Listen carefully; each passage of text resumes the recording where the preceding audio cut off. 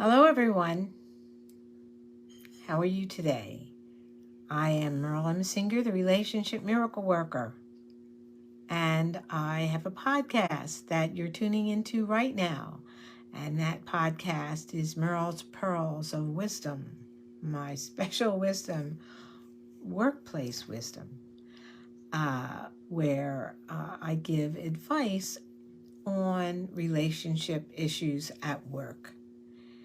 Because as much as you know about your specific specialty, you're a technician, you're great at computers, you're great at numbers, you're great at medicine, whatever you're great at, one of the other things you really ought to be great at is people and relationships and communication. And so if you know a little bit extra about that, it couldn't hurt. So today I came across an article and talked about the different kinds of relationships that you have at work. You kind of didn't maybe think about that there were different kinds of relationships, like coworkers. Coworkers is anybody that works. If you work for Pat's Blue Ribbon, and so does these other 7,000 people, they're all your co-workers. So you don't even necessarily see them. You don't necessarily have any interaction with them, but you're co-workers. And then there are the people on your team. So if you're in accounting, it would be all the people in the accounting department. And now we're talking relationships. Now we're talking that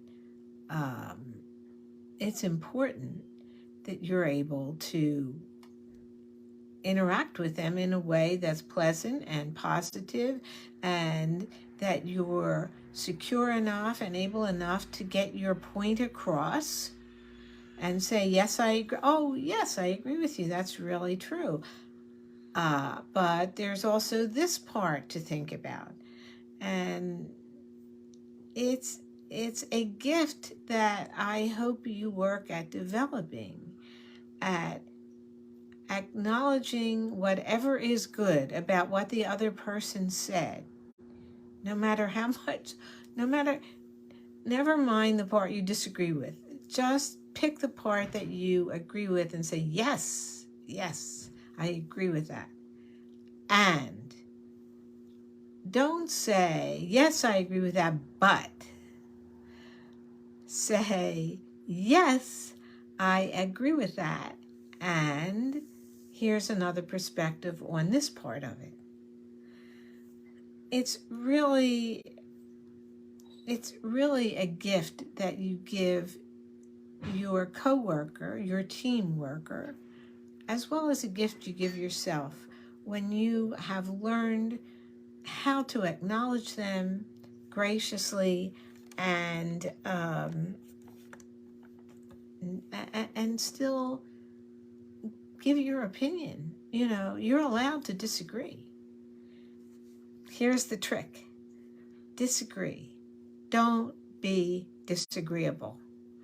There's a lot of stuff out in the world where people are being disagreeable. And they think that that's disagreeing. No, that's being disagreeable. So really pay attention and be aware about that. And then there are, so what did I say? Co-workers and team workers, and then so co-workers, team workers, and then there's work friends. So there's people, you know, that you see at work. I mean, hey, you spend a third of your time.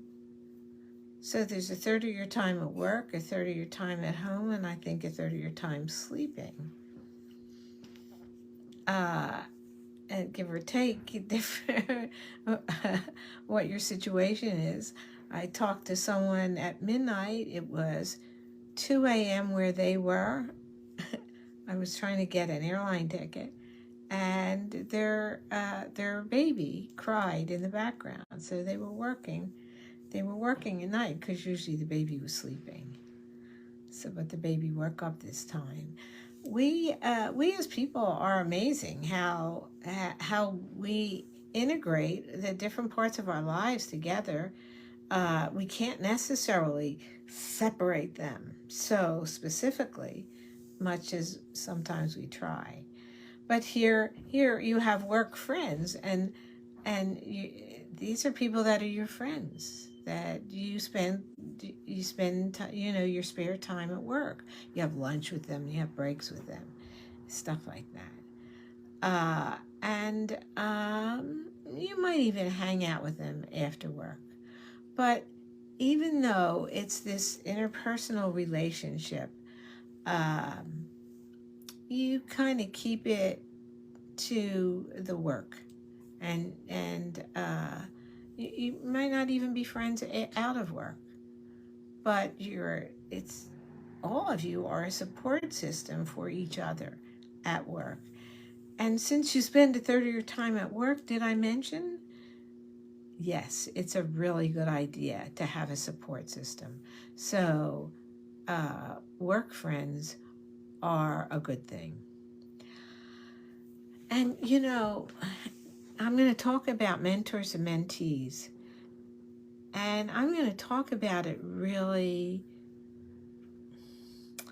with a heart, because I was not taught that you have mentors and mentees. Whoever I learned from, I didn't understand the concept, and I don't think I took enough time to learn from other people. And it doesn't make sense to keep reinventing the wheel when someone else can help you, tell you how to do it. So that mentor relationship in the workplace, it's the highest professional relationship you can get. You have a person that you can go to for guidance and advice about work, and maybe about additional training. They have a role in what promotions you get. And if you can find somebody at work that you admire, that is a level up from you, develop that relationship. You can even ask, could you mentor me in this? Or you might use other words if you don't want to say mentor. Say, could you help me with this? And if they are open-minded and willing to, most people are flattered that you think that they have something to offer you. Actually, so don't be afraid to ask. It's very flattering that you want help from this person. And there are others that come to you for advice, and pay attention. You're not used to thinking of yourself as a mentor, but hey, maybe you are. And if you are, honor that, and give that person what you would want, which is support and care and advice. And that's, if you can find either or both of them, it's wonderful to be a mentor to somebody else, and it's wonderful to have a mentor and be a mentee of somebody else. Look for that. If you never thought about it before, I'm telling you now, look for that. Okay, so that's 4 different kinds of relationships. We've got 3 to go. So we've got the manager and the person that is a direct report of that person, and that's strictly business, and you need to be able to get along with that person. And you need to work at it. Well, I'm saying you need to work at it. I recommend that you work at it.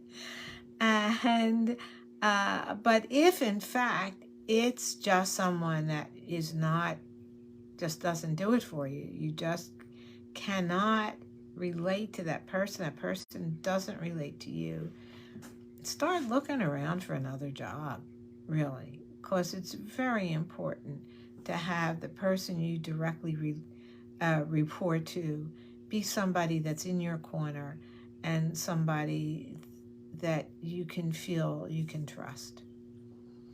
And then there's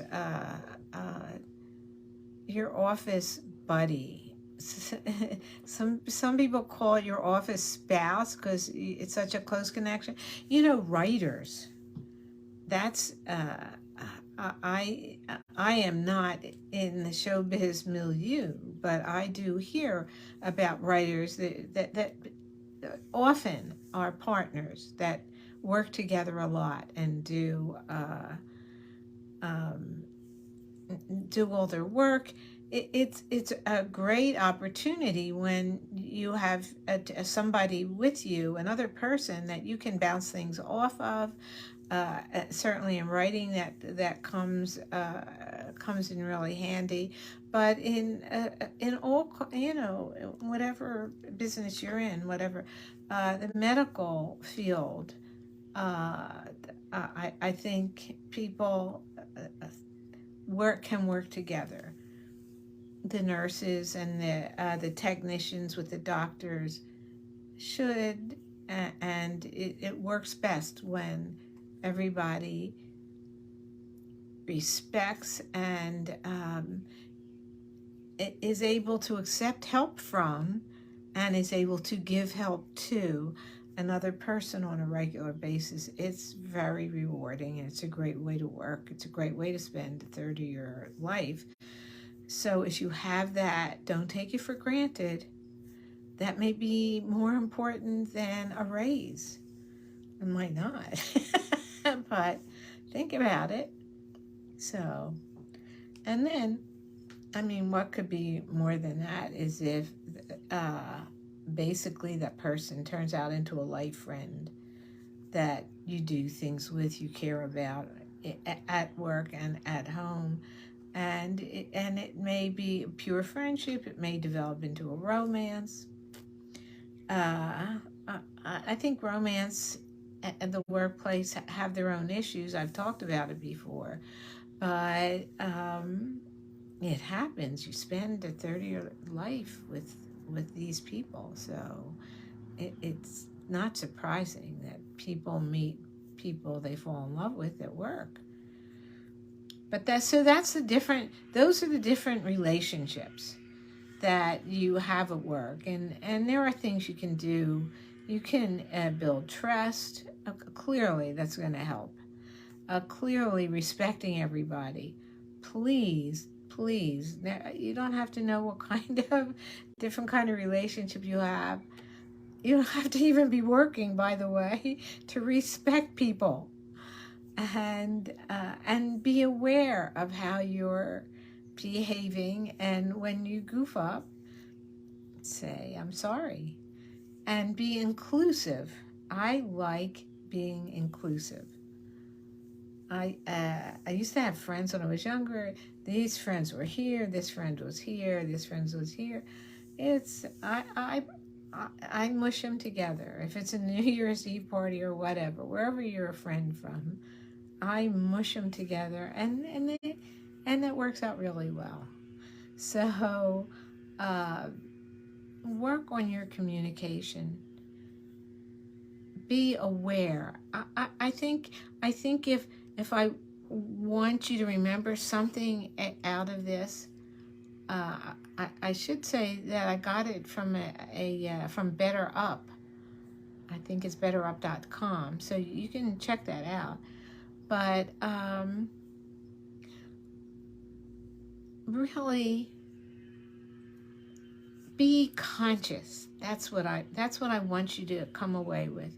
Be conscious that these are relationships. They're particular relationships. The relationship like your mother with your mother is not like the relationship with your neighbor.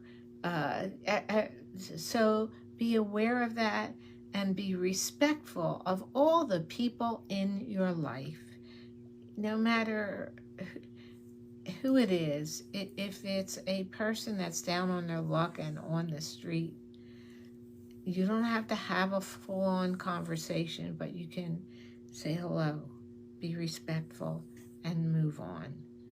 And it's part of that intentionality. It's part of being aware of who you are and where you are in the world and where other people are. It's just, you're not here by yourself. We got other people. And the more we understand that and can take things from their perspective as well, you're going to do better at work. You're going to do better at home. You're going to do better. That's my word for the day. So, thank you for listening to Merle's Pearls of Business Wisdom with me, your host, Merle M. Singer, the Relationship Miracle Worker. By the way, you can find this episode and all past episodes at relationshipmiracleworker.com/podcasts. Okay? But you can go to Amazon Music. You can go to any of your favorite podcast platforms. I am there. Merle's Pearls of Business Wisdom. I will see you next week, and I'm working on our next guest, which will be, I think, July 1st, the beginning of July. Have a fabulous week. Let me know thoughts that you have. Be kind, be intentional, be happy. Be back next week. Bye.